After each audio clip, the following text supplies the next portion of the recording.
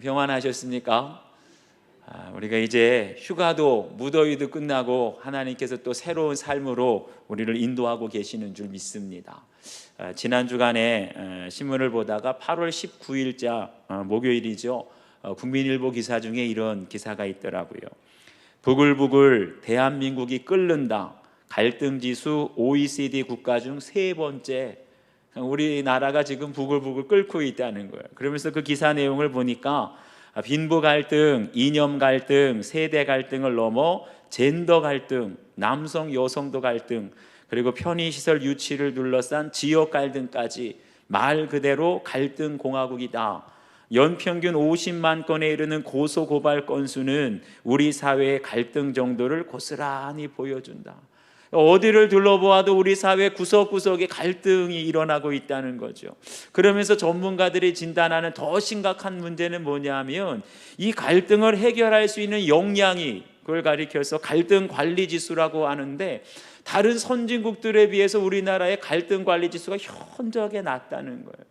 그러니까 우리는 지금 갈등 문제가 생기면, 발생하게 되면 대화할 생각을 안 해요. 상대방의 이야기를 들어주고 내가 양보하고 서로 배려할 생각은 전혀 안 하고, 일단 문제만 생기면 민원 넣고 고소 고발하고 법적인 해결만 하려고 합니다. 그러니까 판결이 나와도 내 안에 갈등의 그 앙금은 여전히 남아 있는 것이죠. 오늘 말씀을 보면 10,000달란트 빚진 자, 100데나리온 빚진 자가 나오는데 이 두 사람은 동료라 그랬어요.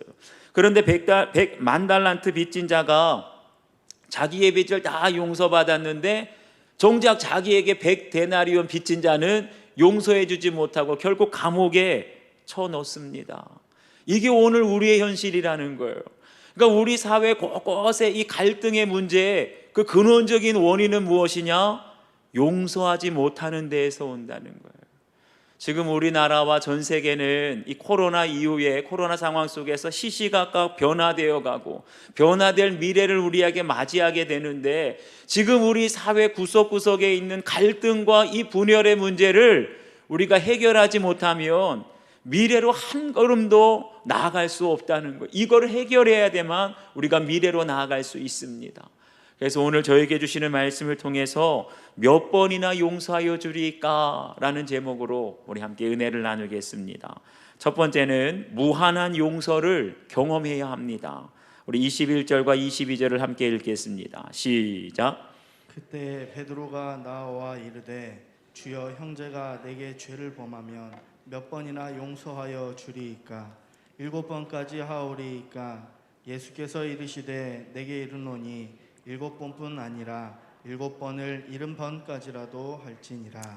아멘. 지난번에도 주님께서 제자들에게 말씀하셨죠. 네 형제가 죄를 범하면 어떻게 하라. 어떻게 하라 그랬죠? 먼저는 가서 권면하고 그 다음에 풀어주는 용서를 하고 그 죄 지은 형제를 위해서 교회가 합심하여 기도하라. 거기에 이어지는 말씀이에요. 오늘은 베드로가 주님께 묻기를, 형제가 내게 죄를 범하면 몇 번이나 용서하여 주리이까? 여기서 용서하여 주리이까, 이 말은 채권자로서 권리를 포기한다, 채무자의 모든 빚을 면제해 준다는 뜻입니다. 한마디로 상대방이 나에게 어떠한 실수와 잘못을 했더라도 더 이상 거기에 대해서 책임을 묻지 않고 완전하게 내가 용서해 주겠다, 그런 뜻입니다. 그러면서 베드로가 7번까지 하오리까? 7번만 용서해 주면 되겠습니까? 그랬더니 주님께서 뭐라 그래요?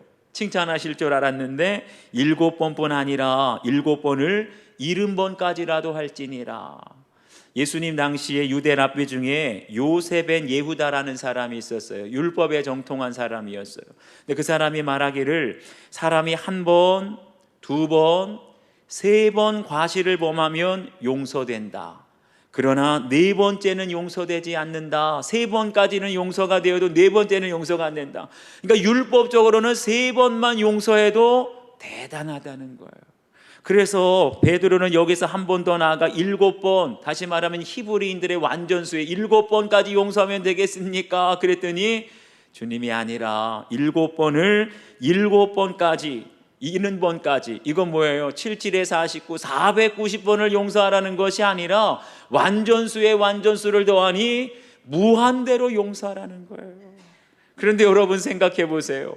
우리가 현실적으로 우리의 생활 속에 똑같은 사람이 똑같은 실수와 잘못을 3번만 범하면 여러분 용서해 줄 수 있겠습니까?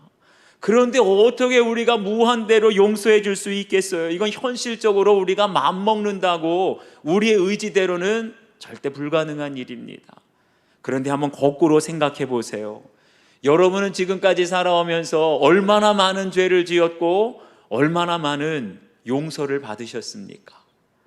어떤 미국의 심리학자가 연구한 결과에 의하면 사람은 8분에 한 번씩 연구를 해봤어요. 그랬더니 8분에 한 번씩 거짓말을 한다 그러더라고요. 이거 죄 아닙니까? 그런데 우리가 마음으로 하루 종일 거짓말만 할까요? 마음속으로 미워하진 않습니까? 운전하다가 혈기를 부리거나 화내지는 않습니까? 하루 종일 마음속에 음란한 생각, 아주 탐욕과 욕심 우리가 품지는 않습니까? 그런 걸 다 합하여서 최소한 하루에 3번만 죄를 짓는다고 생각해 보세요. 하루에 3번만 죄를 지어도 한 달이면 90번이에요. 1년이면 1000번입니다. 10년이면 우리가 10,000번의 죄를 짓고 50년이 지나면 5만 번 죄를 지어요. 여러분이 한번 지금까지 살아오면서 인생을 살아오면서 얼마나 많은 죄를 짓고 얼마나 많은 용서를 받았는지 생각해 보시기 바랍니다. 오늘 말씀 23절부터 27절까지 보면 10,000달란트 빚진 종의 비유가 나옵니다. 다 알고 계시죠? 여기서 1달란트는 6,000데나리온, 그런데 1데나리온은 노동자의 하루 품삯입니다. 그런데 그 노동자가 1년에 300일을 일한다고 하면 1년에 벌 수 있는 품삯이 임금이 300데나리온이에요. 그러면 1달란트가 6,000데나리온이라고 하니까 1달란트를 벌기 위해서는 노동자가 20년 동안 일해야 벌 수 있는 돈이에요. 그럼 10,000달란트는 몇 년 동안 일해야 됩니까? 20만 년 동안 쉬지 않고 일해야 10,000달란트를 갚을 수 있는데 이게 가능한 거예요? 20만 년? 평생 내가 일해도 쉬지 않고 일해도 도저히 갚을 수 없는 것이 10,000달란트. 이 10,000달란트 빚진 자가 누구입니까? 바로 저와 여러분인 줄 믿습니다. 여기서 10,000달란트는 바로 우리의 죄값을 말해요. 우리의 죄값은 우리가 평생 쉬지 않고 일해도 도저히 갚을 수 없는, 우리의 힘으로는 해결할 수 없는 무거운 짐인 것을 말씀해 주십니다. 그런데 그것을 우리 하나님께서 단번에 죄도 묻지 않고 용서해 주신 줄 믿습니다. 제가 가만 생각해 보니까 저는 아무리 적게 잡아도 지금까지 5만 번 이상, 최소 5만 번 이상 죄를 지었어요. 여러분 그 정도면 5만 번 죄를 지었으면 상습범 아닙니까? 저는 아마 전과자가 되어서 감옥에 있을 몸인데 오늘 이 자리에 강단에서 제가 말씀을 전할 수 있는 것은 무엇 때문에? 하나님의 무한대의 사랑을 제가 용서받았기 때문인 줄로 믿습니다. 여러분 그런데 제가 무한대의 용서를 받았어도 제 힘으로는 7번이 아니라 사실은 3번도 용서하기가 어려워요. 그런데 어떻게 7번씩 70번 무한대의 용서를 할 수 있겠습니까? 내 힘으로는 도저히 7번씩 70번 무한대의 용서를 할 수 없다는 것 우리 주님이 아세요. 그래서 주님께서 먼저 저와 여러분에게 무한대의 용서를 먼저 경험하게 하신 줄 믿습니다. 여기에서 저희들이 한 가지 알아야 될 것이 있어요. 용서는 우리의 본성에서 나오는 것이 아니라는 거예요. 태어날 때부터 저절로 용서할 수 있는 사람 아무도 없어요. 용서는 철저히 하나님의 본질이라는 것을 아셔야 됩니다. 그래서 성경에서는 내 힘으로 용서하라 그런 말이 없어요. 골로새서 3장 13절을 보면 주께서 너희를 용서한 것 같이 너희도 그리하라. 그러니까 주님의 용서를 받은 사람만이 용서할 수 있다는 거예요. 우리가 누구를 용서한다는 건 무슨 뜻입니까? 다시 말하면 주님의 용서가 내 안에 있다는 거예요. 그런데 반대로 나는 죽어도 용서 못해. 용서하라 그러면 자꾸만 내가 심장이 벌렁벌렁거리고 숨이 막히고 용서하라는 말만 들어도 그 인간을 용서하라는 말만 들어도 열불이 나고 절대로 용서 못해. 무슨 뜻이죠? 그런 사람은 아무리 오래 교회를 다니고 아무리 교회에서 직분을 받았다 할지라도 나는 죽었다 깨어나도 용서 못해. 그 사람 안에는 하나님의 용서가 없다는 거예요. 그래서 고인이 되신 하용조 목사님이 이런 말씀하셨습니다. 신앙의 바로미터는 용서에 있다. 우리들 중에 봉사를 잘하는 사람이 있어요. 전도를 잘하고 찬양을 잘하고 설교를 잘할 수는 있어요. 다른 거는 다 잘하는데 용서가 안 되는 사람이 있다는 거예요. 그런데 진정한 그리스도인이냐 아니냐, 그거를 구분하는 기준은 무엇이냐? 찬양 잘하고 전도 잘하고 봉사 잘하는 것이 아니라 우리가 형제를 용서했느냐, 여기에 있다는 걸 기억하시기 바랍니다. 여러분 한번 적용해 보시길 바래요. 내가 1만 달란트 빚진 자, 나는 도저히 용서받을 수 없는 죄인이었다는 사실이 여러분 얼마나 인정되십니까? 내가 지금까지 살아오면서 5만 번, 10만 번 죄를 지었어도 그것이 다 용서받았다는 사실이 인정되십니까? 나에게 신앙의 바로미터는 무엇인지, 지금까지 믿음 좋다는 기준을 무엇으로 생각했는지, 봉사를 많이 하고 기도 많이 하고 헌금 많이 하고 용서를 많이 하는 어떤 것이 여러분의 기준이었는지 한번 적용해 보시길 바랍니다. 두 번째는 내 죄를 깨닫는 사람만이 용서할 수 있습니다. 우리 28절부터 30절까지 말씀을 함께 읽겠습니다. 시작.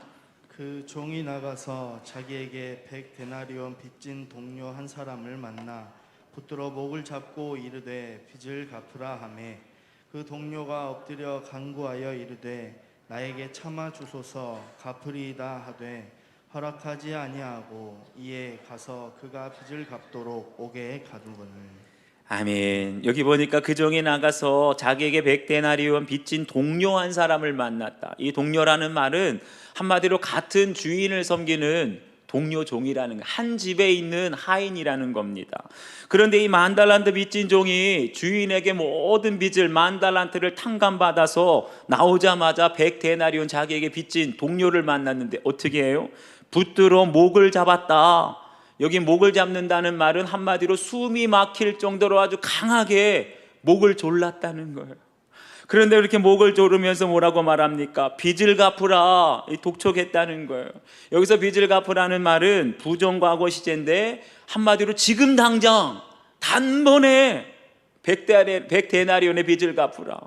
여러분 동료라고 한다면 같은 하인 처지에 얼마나 힘들고 어렵다는 거 알 텐데도 불구하고 지금 당장 빚을 갚으라, 독촉했다는 거예요.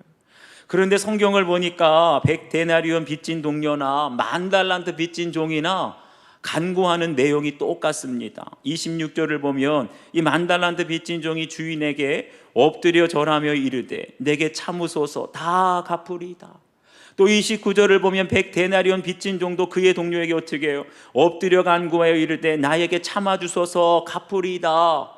둘 다 빚을 지고 똑같은 내용으로 간구했는데 결과는 정반대였어요. 여기 27절을 보면 주인이 10,000달란트 빚진 종에게 어떻게 해요? 불쌍히 여겨 놓아 보내며 그 빚을 탕감하여 주었더라. 그러니까 주인은 두말 않고 단번에 10,000달란트의 빚을 다 탕감, 면제해 주었어요. 그런데 정작 그 10,000달란트 빚진 종은 동료에게 뭐라고 합니까? 엎드려서 간구하는데 30절을 보면 그가 빚을 갚도록 옥에 가두거늘. 자기는 용서받았는데 정작 자기에게 빚진 동료에게는 용서하지 못하고 감옥에 가뒀다는 거예요. 여러분 떠오르는 말씀이 있지 않습니까? 누가복음 6장 42절을 보면 어찌하여 형제의 눈 속에 있는 티는 보고 내 눈 속에 있는 들보는 깨닫지 못하느냐. 여러분 들보가 뭐지요? 집을 짓게, 건물을 짓게 되면 가장 그 기둥 사이에 얹게 되는 가장 크고 긴 제목을 가리켜요. 그리고 티는 바로 그 들보에서 떨어지는 먼지 같은 조각. 그러니까 들보와 티는 비교할 수도 없지요. 마찬가지로 100데나리온과 10,000달란트는 감히 비교할 수도 없는 큰 액수예요. 100데나리온을 500만 원으로 오늘날 환산한다면 10,000달란트는 약 3조 원. 비교가 됩니까? 60만 배 차이가 나요. 그런데 왜 내 눈에 있는 들보 10,000달란트는 보이지 않고 왜 형제의 눈에 있는 100데나리온 같은 티, 아주 지극히 작은 티만 보일까요? 그건 다른 것 아니에요. 형제의 죄와 잘못을 살필 때는 그냥 고성능 현미경 세포를 관찰하고 그냥 내 안에 있는 대장균을 관찰하는 고성능 현미경으로 바라보니까 눈에 보이지 않는 티와 같은 잘못과 실수는 다 찾아내는데, 정작 나를 돌아볼 때는 시력이 약한 내 육신의 눈으로만 바라보니까 내 죄와 잘못은 안 보이는 거예요. 여러분, 그러니 우리가 내 죄를 바라볼 때 다른 사람을 현미경으로 바라볼 것이 아니라 내 자신을 말씀의 현미경으로 돌아보게 될 때 내 안에 들보가 보이고 내 안에 티와 같은 모든 죄를 깨닫게 될 줄 믿습니다. 그러는 사람은 다른 형제가 나에게 준 상처, 분노와 미움, 악하고 부당한 일은 100데나리온처럼 보이는 거예요. 그리고 오히려 내가 다른 사람을 미워하고 내가 다른 사람에게 상처를 주고 손해를 끼치고 악한 일을 행한 것이 그 사람과는 비교할 수도 없는 10,000달란트 3조 원에 해당하는 크고 무서운 죄라는 것을 깨닫게 되는 줄 믿습니다. 여러분, 오늘 이 말씀을 보면서 어떤 생각이 드십니까? 우리가 내 잘못에 대해서 하나님께 용서받는 건 당연한 거예요. 그런데 형제가 나에게 잘못하고 손해를 끼친 건 도저히 용서할 수 없다. 그러니까 화를 내면서 그 형제를 감옥에 가두어야만 화가 풀리는 그런 상황에 있지는 않습니까? 혹시 이 말씀을 보면서 이 10,000달란트 빚진 종은 정말 질적으로 나쁜 사람이다, 이렇게 속으로 생각하는 사람이 있다면 사실은 그 사람도 똑같은 사람이에요. 교만한 사람을 보면서 정말 교만하네 하는 사람이 교만한 사람이라 그랬어요. 그런데 우리의 마음속에 다 이런 마음이 있지 않습니까? 다른 사람에게는 고성능 현미경으로 작은 티와 같은 죄와 잘못 다 찾아내요. 국회 청문회 보세요. 누구나 할 것 없이 높은 수준의 윤리와 법 기준으로 작은 잘못과 죄까지도 다 과거의 잘못을 다 드러내고 정죄해요. 그러면서도 자기 자신에 대해서는 항상 나는 옳다, 설사 내 잘못이 드러난다 할지라도 뭐라 그래요? 나는 그럴 수밖에 없는 이유가 있다는 거예요. 똑같은 죄를 지었어도 다른 사람이 죄를 지으면 죽을 죄가 되고 내가 죄를 지으면 나는 그럴 만한 이유가 있다. 이걸 뭐라 그러지요? 내로남불, 사자성어가 다 생겼어요. 내가 죄를 짓는 건 괜찮고 남이 죄를 지으면 다 죽을 죄. 그러니 우리 사회 어디를 둘러보아도 민원과 고소와 고발이 끊이지 않는 갈등 공화국이 되어버린 것입니다.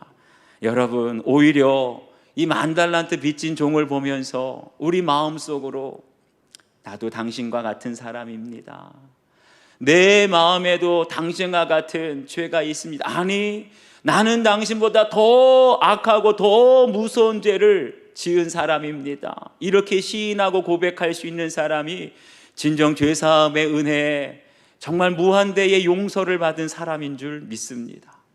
제가 오늘 말씀을 준비하면서 사실은 마음속에 한 가지 의문이 들었어요. 그게 뭐냐 하면, 최근에 주일 말씀을 준비하면서 세 번씩이나 이 용서라는 주제의 말씀을 계속 주시는 거예요. 용서하라, 풀어주라, 또 용서하라.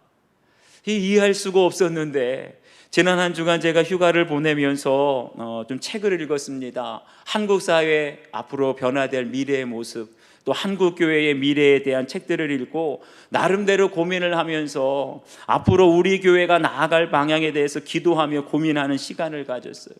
그러면서 앞으로 우리 사회에 불어닥치게 될 이 변화, 그리고 한국 교회, 우리 교회에 불어닥치게 될 이 변화를 생각해 보니까 그 변화의 파도가 너무 높아요. 우리가 상상했던 것 이상으로 코로나가 지나게 되면 더 큰 변화가 밀려오게 될 텐데, 그거를 지금 제 힘과 능력으로 우리 교회 현재 상황과 우리 현재 교회의 역량으로는 넘어서기가 너무나 힘들어요. 그걸 대처할 만한 능력이 도저히 없어요. 그래서 제 마음속에 그걸 생각하다가 책을 읽다가 두려움이 밀려와서 제가 어찌할 바를 몰랐어요. 그런데 오늘 말씀을 기도로 준비하는 중에 주님께서 제 마음속에 주시는 말씀은 앞으로 닥치게 될 미래의 변화를 두려워하기보다 먼저 해야 될 일이 있다는 거예요. 우리 가정에서, 우리 교회에서 그 변화를 맞이하기 위해서 해야 될 일은 용서하라, 용서하라, 용서하라. 지금까지 두 번의 용서는 과거에 대한 용서였다면 오늘 주신 용서는 미래를 위해서 용서해야 된다는 거예요. 지금 우리 사회 곳곳에 계속해서 고발과 민원, 고소를 하면서 이렇게 갈등, 내로남불 서로 정죄하고 미워하는 이런 상황으로는 절대 변화될 미래를 준비할 수 없다는 거예요. 한 걸음도 나아갈 수 없다는 거예요. 먼저 우리나라가 하나 되고 분쟁이 가득한 교회가 하나 되고 우리 교회가 하나 될 때 변화될 미래를 우리가 잘 준비하게 될 줄 믿습니다. 어떻게 하나 될 수 있을까요? 우리의 과거의 잘못, 과거의 모든 죄를 용서해 줄 때, 더 이상 미워하고 분노하고 원망하는 과거에 매여 있는 삶이 아니라 이제는 미래를 향하여서 용서해주고 이제는 덮어주고 풀어주게 될 때 우리 가정이 하나 되고 교회가 하나 되고 이 나라가 하나 될 줄 믿습니다. 오직 용서를 통하여 하나 될 때에 어떠한 변화가 올지라도 우리가 힘을 모으게 되면 주님의 말씀을 따라 미래를 준비하고 또 적응하고 선교의 지경이 넓혀질 줄 믿습니다. 한번 여러분 적용해 보시기를 바라요. 말씀의 현미경으로 보아야 할 내 안의 들보는 무엇입니까? 나는 미움과 분노로 과거에 얽매여 있습니까? 아니면 용서하고 화해하며 미래로 나아갈 준비를 하고 있습니까? 한번 여러분 적용해 보시길 바라요. 마지막 세 번째는 마음으로부터 용서해야 합니다. 우리 32절과 33절을 함께 읽겠습니다. 시작. 이에 주인이 그를 불러다가 말하되 악한 종아, 내가 빌기에 내가 내 빚을 전부 탕감하여 주었거늘 내가 너를 불쌍히 여김과 같이 너도 내 동료를 불쌍히 여김이 마땅하지 아니하냐 하고. 아멘. 여기 보니까 주인이 악한 종아라고 불러요. 누구지요? 만달란트 빚진 종이 악한 종입니다. 그런데 왜 만달란트 빚진 종을 악한 종이라 그랬을까요? 용서를 받았는데도, 주인에게 용서받았는데도 자기 동료를 용서할 줄 몰라요. 다시 말하면 용서의 은혜를 깨닫지 못한 자가 악한 종, 지옥에 갈 수밖에 없다는 거예요. 그런데 이 악한 종이 주인 앞에서 어떻게 했습니까? 엎드려 절하며 내게 참으소서, 내가 다 갚으리이다. 다시 말하면 여러분, 악한 종도 엎드려 기도했다는 거예요. 악인도 발등에 불을 끄기 위해서는 믿는 사람들처럼 엎드려 기도하는 흉내를 낼 수 있습니다. 제발 한 번만 기회를 살려달라 애걸복걸 간구하고, 심지어는 사업만 잘 되면 내가 다 건축하고 송경금 하겠다, 내가 좀 사업만 풀리면 빚 다 갚겠다. 그런데 여러분, 이게 현실성이 있는 말입니까? 10,000달란트, 오늘날로 말하면 3조 원인데 어떻게 일을 해서 갚을 수가 있겠어요?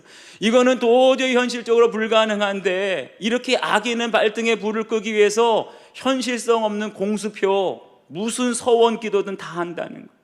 여기에 여러분 속아 넘어가면 안 됩니다.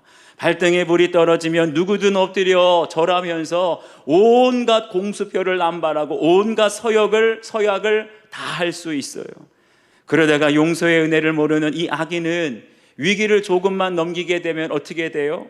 곧바로 돈을 좀 벌고 그러면 내가 언제 그랬냐는 듯이 얼굴이 싹 바뀝니다. 그러면서 곧바로 다른 사람을 무시하고 멸시하게 되는데, 이게 바로 악인의 특징이에요. 그러니까 자신이 10,000달란트의 빚을 다 탕감받은 것 어느새 까먹어요. 빚이 있을 때는 엎드려 절하며 기도하다가 탕감받고 나니까 그의 동료에게 오히려 빚을 갚으라 목을 조르면서 결국 감옥에 쳐넣는 악행을 저지르지 않습니까? 그러니까 종이 그를 불러서 꾸짖기를, 내가 너를 불쌍히 여김과 같이 너도 내 동료를 불쌍히 여김이 마땅하지 아니하냐. 그러니까 이 10,000달란트 빚진 종은 자기가 빚을 탕감받은 그 진정한 용서를 받고도 용서를 깨닫지를 못해요. 그러니까 자기에게 빚진 종을, 친구를 용서하지 못하고 감옥에 가두는 것입니다. 만약 자신이 얼마나 큰 용서의 은혜를 받았는지 깨달았다면 어떻게 이럴 수가 있겠어요? 내 마음으로부터 죄사함의 은혜를 깨닫지 못했기 때문에 마음으로부터 형제의 죄를 용서하지 못하는 것입니다. 그런 사람은 어떻게 되느냐? 우리 35절 말씀을 함께 읽겠습니다. 35절 시작. 너희가 각각 마음으로부터 형제를 용서하지 아니하면 나의 하늘 아버지께서도 너희에게 이와 같이 하시리라. 아멘. 여기 보세요. 너희가 마음으로부터 형제를 용서하지 아니하면 어떻게 된다고요? 하늘 아버지께서도 너희에게 이와 같이 너희가 용서하지 않는 것처럼 하나님도 용서하지 않는다는 거예요. 여러분, 이 말씀을 너무나 많이 들었는데 이걸 어떻게 받아들이셨습니까? 여기에 심각한 문제가 있어요. 여러분, 하나님의 용서가 없다면 우리의 구원은 어떻게 되는 거죠? 하나님의 용서가 없으면 우리의 구원도 없는 거예요. 그런데 우리는 지금까지 어떻게 배워오고 어떻게 생각했습니까? 나의 구원과 내가 형제를 용서하고 용서 안 하고는 전혀 상관없다고 생각을 해왔는데 주님은 그렇지 않다는 거예요. 너희가 정말 죄사함을 받았냐? 너희가 용서를 받았냐? 너희가 구원을 받았냐? 그러면 반드시 형제를 용서하게 된다. 구원받은 사람의 증거는 용서에 있다는 거예요. 그런데도 오늘날 교회는 어떻습니까? 교회를 보게 되면 구원받았다고 하는 성도들끼리도 용서하지 못해요. 심지어는 중직자, 심지어는 목회자들까지도 무슨 문제만 생기면 다 고소고발하고 교회가 늘 분쟁 가운데 있습니다. 그런데 분쟁하는 교회를 가게 되면 어느 교회라도 이 분쟁하는 문제는 구원의 문제와 상관이 없다 그래요. 함께 신앙생활하면서도 서로를 원수처럼 미워합니다. 그런데도 나는 구원받았다고 생각해. 다른 사람은 다 용서해도 당신만큼은 내가 절대로 용서 못해. 같은 교회 안에서 그러면서도 나는 구원받았다. 여러분, 착각이에요. 오해하고 있는 거예요. 우리가 진정 주님의 용서를 받았다면, 우리가 진정 주님의 죄사함을 받은 사람이라면 형제를 용서하지 않을 수 없다는 거예요. 그런데 우리가 지금까지 구원받았다 하면서도 온전한 회개가 나오지 않습니다. 어떤 사람이 죄사함의 은혜를 받습니까? 내가 지은 죄가 얼마나 심각한지, 내가 얼마나 무서운 죄를 짓는지. 내가 형제를 미워하고 정죄하는 것은 살인죄라 그랬어요. 그냥 미워하는 것이 아니라 살인죄를 짓고 있는, 내가 지은 죄가 얼마나 끔찍한 결과를 가져오는지, 나의 죄에 대해서 내가 슬퍼하고 그 죄를 아파하고 그 죄를 미워할 수 있는 사람만이 하나님으로부터 죄사함의 은혜를 온전히 깨닫게 되는 줄 믿습니다. 그래서 내가 죄인이라는 것을 가슴 철저히 느낄 때, 그럴 때 비로소 나에게 상처를 주고 손해를 끼치고 악한 일을 행한 형제를 마음으로부터 용서하게 될 줄 믿습니다. 그 사람만이 하나님의 용서를 받게 되고 바로 그 사람만이 구원받게 된다는 거예요. 그러니까 오늘 우리가 이 자리에 내가 구원받은 자로서 내 안에 용서의 열매가 있는지 우리 각자가 한번 점검해 볼 수 있기를 바랍니다. 아버지의 불륜 사건으로 자신 안에 감춰진 음란을 회개하게 되었다는 한 성도님의 큐티인 간증입니다. 저는 어린 시절 동생과 비교되는 외모의 열등감을 사람들의 인정으로 채우려고 했고, 그런 삶은 유학으로 이어졌습니다. 또한 어린 시절 할아버지 댁에서 우연히 접한 성인 잡지, 또 책을 통해서 왜곡된 성을 받아들이고 호기심으로 음란을 즐겼습니다. 하지만 주님은 죄인인 저를 정죄하지 않고 오래 참아주심으로 먼 이국 땅에서 저를 만나주셨고, 유학생활을 마치고 귀국한 후에는 믿음의 공동체로 인도해 주셨습니다. 몇 년 전 명절에 가족을 만나 저녁을 먹었는데 아버지의 부탁으로 아버지의 노트북을 살펴보다가 아버지의 불륜 사진 수십 장을 보게 되었습니다. 저의 죄에 대한 애통함과 또 아버지를 향한 분노, 두려움 등으로 혼란스러운 저는 어깨를 들썩이며 울 수밖에 없었습니다. 하지만 하나님은 3주간의 주일 설교와 큐티를 통해 말씀으로 저를 설득해 주셨습니다. 할아버지 때부터 내려오는 저희 집안의 음란을 예수님을 믿는 제가 먼저 회개해야 함을 가르쳐 주셨고, 저에 대해 주님이 저를 인격적으로 만나 주심으로 집안의 음란을 끊고 자유롭게 해주실 것을 깨닫게 해주셨습니다. 그 후 아버지께 던지려던 제 손에 꽉 쥔 정죄의 돌을 내려놓고 아버지께 저 역시 죄인이기에 아버지를 정죄할 수는 없어요. 아버지가 주님을 만나고 죄를 고백하시길 기다릴게요 라고 말씀드렸습니다. 그러자 아버지도 잘못을 뉘우치고 불륜 관계를 정리했다고 대답하셨습니다. 이렇게 저는 옳고 그름으로 다른 사람을 심판하며 저희 가정에 찾아온 하나님의 구원 계획을 무너뜨릴 뻔했는데, 주님은 제가 먼저 죄인인 것을 깨닫고 말씀으로 이 사건을 바라보게 해 주셨습니다. 아버지의 불륜 사건으로 부모님을 구원의 관점으로 객관적으로 보게 하시고 제 안의 음란도 계속된 회개로 끊어지게 해주신 하나님께 감사를 드립니다. 그러니까 똑같은 부모의 죄라도 옳고 그름의 관점으로 보면 정죄할 수밖에 없는 게 어떻게 그럴 수가 있냐. 구원의 관점으로 보게 되면 내 죄가 먼저 보이고 회개함으로 용서가 나오게 되는 줄 믿습니다. 이번에 적용은 부모님께 큐티를 드리고 낙심하지 않고 가족의 구원을 위해 계속 기도하겠습니다입니다. 여러분도 한번 마지막으로 적용해 보십시오. 내가 누군가를 용서하고 또 정죄하기 전에 먼저 내가 죄인인 것이 절절히 느껴지십니까? 내가 마음으로 용서해야 할 가족과 이웃은 누구인지, 아직도 우리 가족들을 향해서 정죄의 돌을 여러분 던지고 있지는 않은지 한번 적용해 보시길 바랍니다. 기도하시겠습니다. 아버지 하나님, 지금 우리나라를 가리켜서 갈등 공화국이라고 합니다. 어디를 둘러봐도 심지어는 교회 안에까지 톡하면 고소와 고발과 이런 갈등이 끊이지 않는 때에 주님은 이 문제를 우리가 해결하고 넘어서지 않고는 미래를 향하여 한 걸음도 나아갈 수 없다고 하십니다. 주여, 우리 교회가 용서하는 교회가 되게 하여 주시옵소서.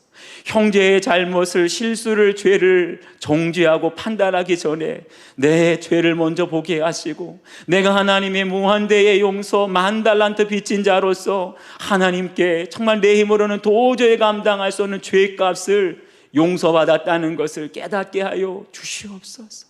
오직 용서받은 사람만이 형제의 죄를, 실수를 용서할 수 있사오니, 이제는 우리 교회로부터 시작하여서 정말 가정 가운데에 하나님 용서의 은혜가 흘러가게 하여 주시고, 이제는 정죄의 돌팔매질이 아니라 사랑과 긍휼히 여기는 마음으로 주께 받은 용서로 가족을 용서하고 주께 받은 용서로 교회 안의 성도 형제와 자매를 용서하게 될 때 이러한 은혜가 세상으로 흘러가게 하여 주시고, 우리나라와 교회와 가정이 변화되는 미래를 향하여서 용서하는 은혜로 잘 준비하고, 이 시대에도 정말 하나님의 은혜와 지혜와 능력으로 선교의 지경을 넓혀갈 수 있는 우리 교회가 될 수 있도록 주님 도와주시옵소서. 감사드리며 예수님의 이름으로 기도하옵나이다. 아멘.